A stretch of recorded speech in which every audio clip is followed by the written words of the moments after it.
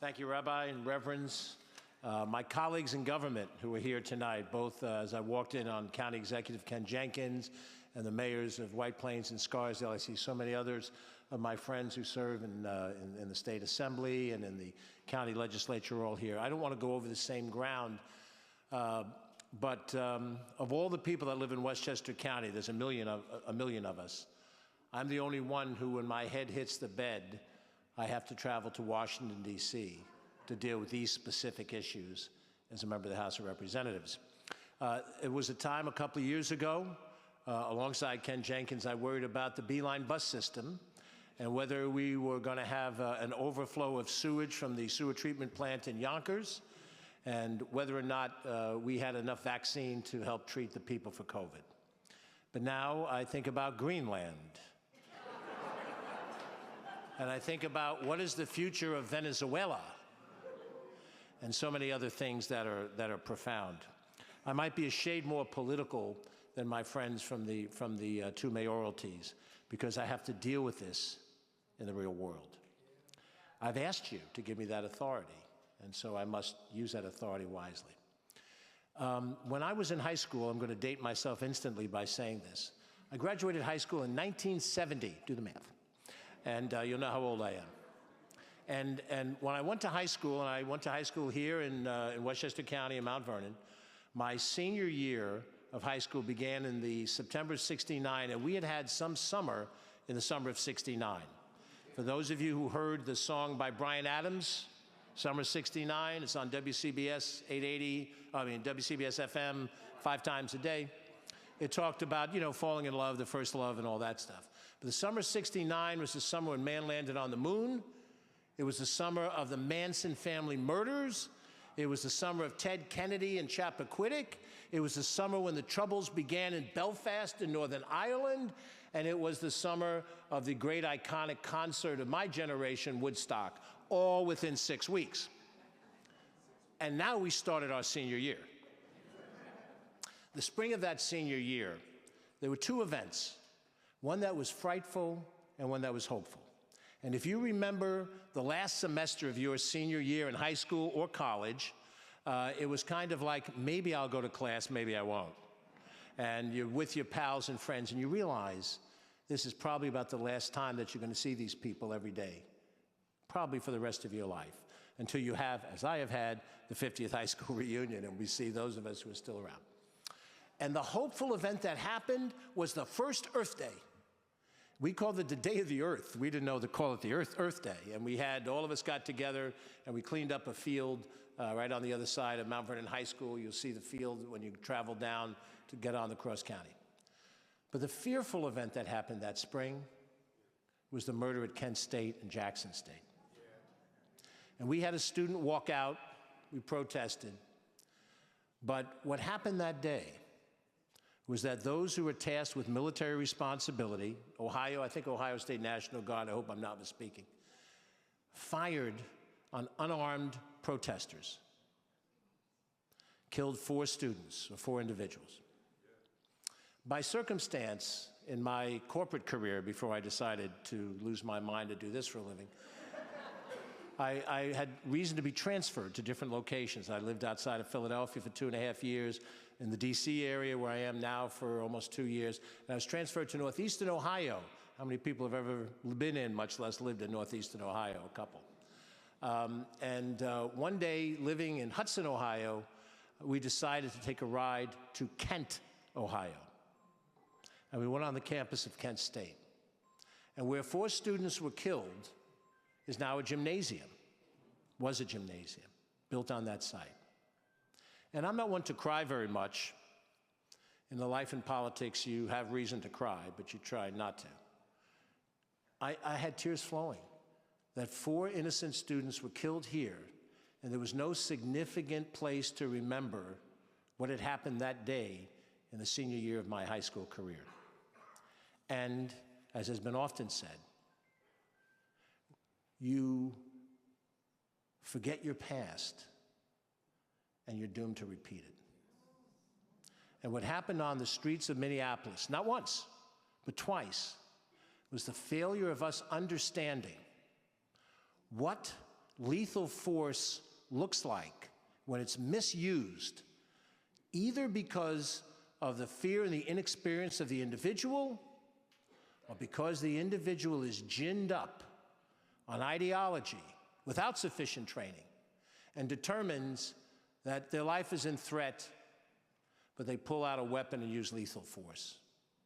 Neither Renee Good nor Alex Preddy were a threat to the people that killed them.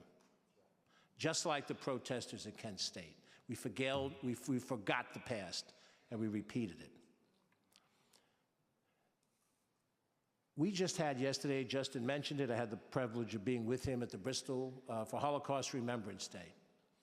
What struck me most about remembering the Holocaust was when I had been to Yad Vashem and I'd been to the Holocaust Museum in Washington, D.C., and you saw artifacts from that day, from that era, the era of the Holocaust.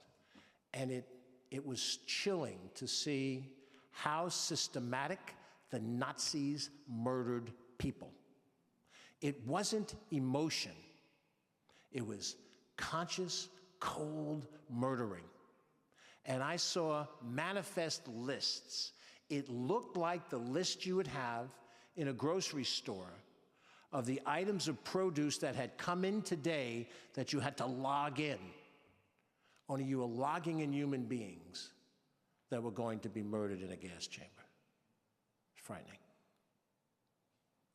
What I see right now is not only rise up to defend our rights, the things that have been said so brilliantly by Justin Harris and Justin Brash and by Ken Jenkins, but to understand where ideology has taken us to the cusp, not there, but to the cusp of that type of assessment, where you look at a living human being, and because of their nation of origin, you treat them like they're a commodity and not like a living human being.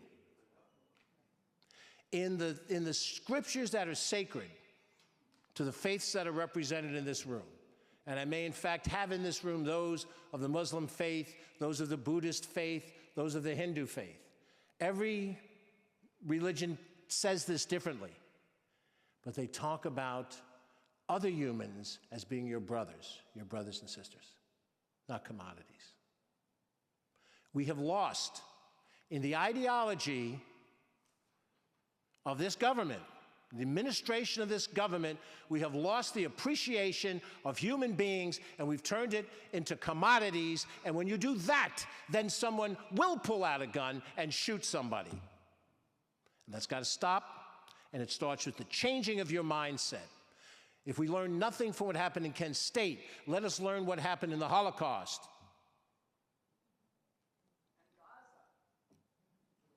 And Iran, where 30,000 citizens were killed brutally as well. If you want to protest anything, protest everything. Protest what happened in Iran. Thank you.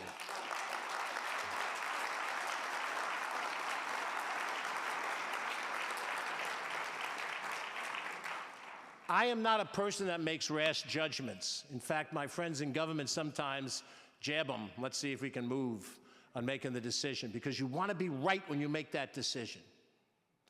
I've come to the judgment that Kristi Noem has mismanaged her department,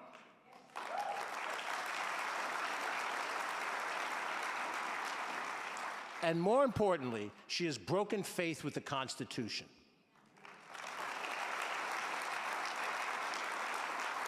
And I know I'm in a service in a religious institution. Please forgive me. We do believe in penitence, so I'll seek absolution later on. But not right now. The Constitution sets up 3 branches of government and allows the executive certain authority, but it allows the legislature certain authority, and this Department of Homeland Security has refused to honor the legislature's right to enter into ICE facilities, to provide legislative oversight of the executive branch, and that leads to what happens on the streets of Minneapolis.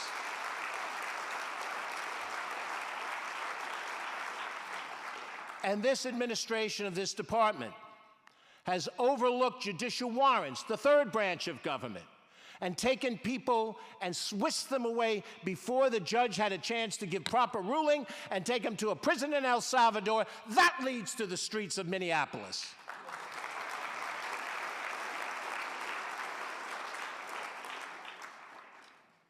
Two outcomes.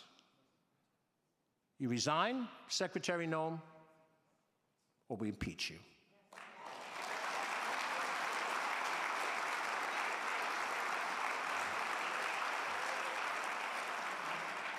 Whether we can effectuate that, given votes, is yet to be determined. But the principle is clear. And as my friends know, I don't come to judgments rashly. I take my time. I turn to people like David Imamura, who's a terrific lawyer. Erica Pierce and Jewel Williams-Johnson have a tremendous heart. And Terry Clemens has insight from her life experience. And they counsel me. But this time, I'm clear in my mind. What has happened is, you took the spirit of January 6th insurrectionists, the spirit, and you put it into a group of men, physical, guys. Go out there and defend my interest. Bust heads, do what you have to do. That's not America.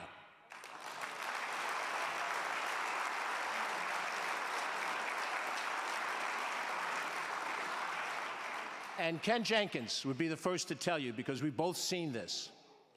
We have a training program in Westchester County that we're deeply proud of.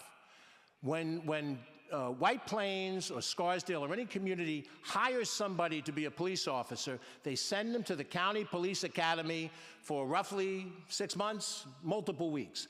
And they get trained in every aspect of policing.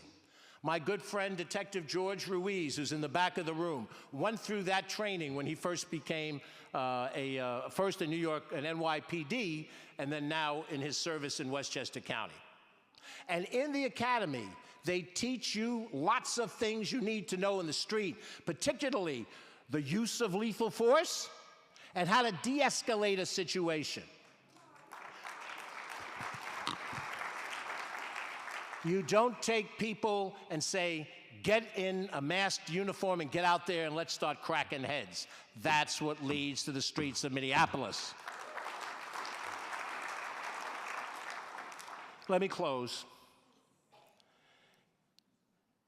People ask me all the time, what can I do? What can I do?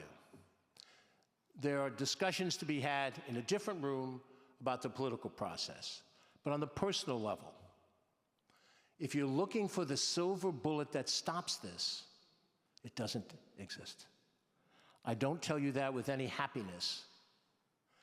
But what you can do, find 5 people you know, 5.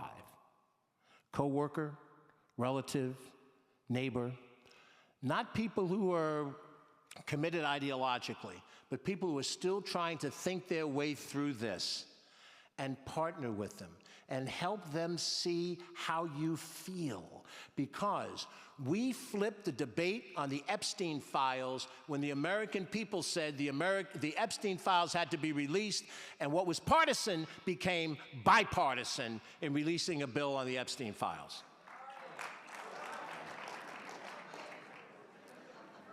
I know I got to snap it up. The same thing happened on the ACA. Here's the bottom line. Find 5. Talk to them. Relate to them. If you need information, we'll be happy to provide it. One more thing. When I go to bed at night, I have the same thing you have.